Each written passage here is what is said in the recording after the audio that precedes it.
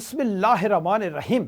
السلام علیکم ناظرین، میں ہوں جی ایم جمالی اور آپ دیکھ رہے ہیں ڈیجیٹل کے سب سے بڑے چینل نیوز پاکستان کا پروگرام اے ٹو زی۔ ناظرین، اہم خبر ہے کہ director general inter services public relations lieutenant general Ahmed Sharif Chaudhry کا کہنا ہے کہ بارڈر مینجمنٹ پر سیکورٹی اداروں کے حوالے سے گمراہ کن پروپیگنڈا کیا جاتا ہے۔ سینئر صحافیوں سے ملک کی سلامتی کے امور پر تفصیلی گفتگو کرتے ہوئے D G I S P R نے کہا کہ 4 نومبر 2025 سے اب تک دہشت گردی کے خلاف 4910 انٹیلیجنس بیسڈ آپریشن کیے گئے۔ رواں سال خیبر پختونخوا میں 12857 اور بلوچستان میں 53309 انٹیلیجنس بیسڈ آپریشن کیے گئے۔ ان آپریشنز کے دوران 206 دہشت گردوں کو جہنم واصل کیا گیا۔ انہوں نے کہا کہ رواں سال مجموعی طور پر 1873 دہشت گرد جہنم واصل ہوئے، جن میں 136 افغان باشندے بھی شامل ہیں۔ پاک افغان بارڈر انتہائی مشکل اور دشوار گزار راستوں پر مشتمل ہے۔ D G I S P R کا کہنا تھا کہ خیبر پختونخوا میں پاک افغان سرحد 1229 کلومیٹر پر محیط ہے، جس میں 20 کراسنگ پوائنٹس ہیں۔ پاک افغان بارڈر پر پوسٹوں کا فاصلہ 20 سے 25 کلومیٹر تک بھی ہے۔ لیفٹیننٹ جنرل احمد شریف چودھری نے کہا کہ بارڈر فینسنگ اس وقت تک مؤثر نہیں ہو سکتی اگر وہ آبزرویشن اور فائر سے کور نہ ہو۔ اگر 2 سے 5 کلومیٹر کے بعد قلعہ بنائیں اور ڈرون سرویلنس کریں تو اس کے لیے کثیر وسائل درکار ہوں گے۔ ان کا کہنا تھا کہ پنجاب اور سندھ کے برعکس خیبر پختونخوا میں بارڈر کے دونوں اطراف منقسم گاؤں ہیں۔ ایسی صورتحال میں آمد و رفت کو کنٹرول کرنا ایک چیلنج ہے۔ انہوں نے کہا کہ دنیا میں بارڈر مینجمنٹ ہمیشہ دونوں ممالک مل کر کرتے ہیں۔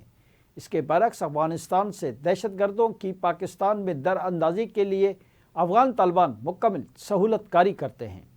D G I S P R کا کہنا ہے کہ اگر افغان بارڈر سے متصل علاقے دیکھیں، بمشکل مؤثر انتظامی ڈھانچہ گورننس کے مسائل میں اضافے کا باعث ہے۔ ان بارڈر ایریاز میں انتہائی مضبوط پولیٹیکل ٹیرر کرائم گٹھ جوڑ ہے۔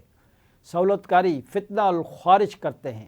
اگر سرحد پار سے دہشت گردوں کی تشکیل یا اسمگلنگ تجارت ہو تو اندرون ملک اس کو روکنا کس کی ذمہ داری ہے؟ لیفٹیننٹ جنرل احمد شریف چودھری نے کہا کہ اگر لاکھوں نان کسٹم پیڈ گاڑیاں آپ کے صوبے میں گھوم رہی ہیں تو انہیں کس نے روکنا ہے؟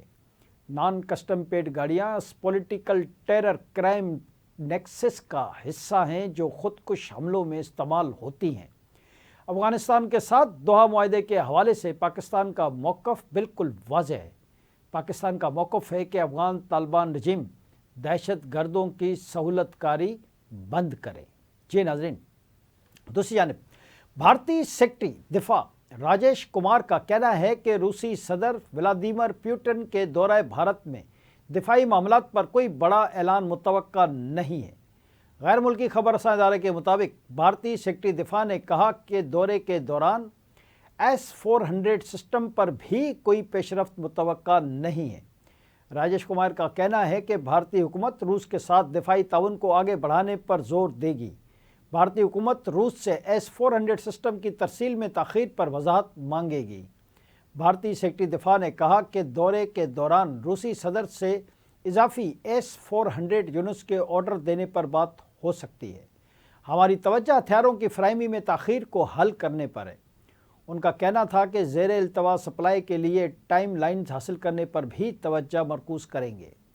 یاد رہے کہ بھارتی میڈیا کے مطابق روسی صدر ولادیمیر پوٹن 4 سے 5 دسمبر کو بھارت کا دورہ کریں گے۔ جی ناظرین، ایک اور اہم خبر آپ سے شیئر کریں کہ امریکی محکمہ خارجہ نے افغان پاسپورٹ پر سفر کرنے والے تمام افراد کو ویزوں کا اجرا روک دیا ہے۔ امریکی وزیر خارجہ مارکو روبیو نے جمعے کو ایکس پر ایک پوسٹ میں تصدیق کی کہ محکمہ خارجہ نے افغان پاسپورٹ پر سفر کرنے والے تمام افراد کے لیے ویزے کا اجرا روک دیا ہے۔ امیگریشن حکام کا کہنا ہے کہ وہ مستقبل قریب کے لیے پناہ کی تمام درخواستوں پر فیصلے بھی روک رہے ہیں۔ ادھر U S citizen ship and immigration services نے پناہ گزینوں سے متعلق تمام فیصلے روک دیے ہیں۔ ایجنسی ڈائریکٹر جوزف ایڈلو نے کہا ہے کہ کسی بھی غیر ملکی کی جانچ پڑتال اور زیادہ سے زیادہ حد تک اسکریننگ کو یقینی بنانے تک तमाम फैसले रोक दिए गए हैं। इससे कबल अमेरिकी सदर डोनाल्ड ट्रंप ने कहा था कि तीसरी दुनिया के तमाम मुल्कों से हिजरत को मुस्तकिल तौर पर रोक दिया जाएगा। ऐसे पनाहगज़ीनों की कानूनी शहरियत मनसूख कर देंगे जो दाखिली अमन को नुकसान पहुंचाते हैं। वाज़ेह है कि बुध को व्हाइट हाउस के करीब फायरिंग करने वाला शख्स अफ़गान शहरी था जो 2021 में रीसेटलमेंट प्रोग्राम के तहत अमेरिका में दाखिल हुआ था।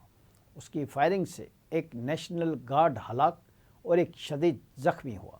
जी नाज़रीन, दूसरी तरफ लबनानी मज़ाहमती तंजीम हिज़्बुल्लाह ने कहा है कि अपने सीनियर कमांडर हैशम अली तबातबानी के कत्ल का बदला लेने के लिए इसराइल को जवाब देने के वक्त का तयन किया जाएगा।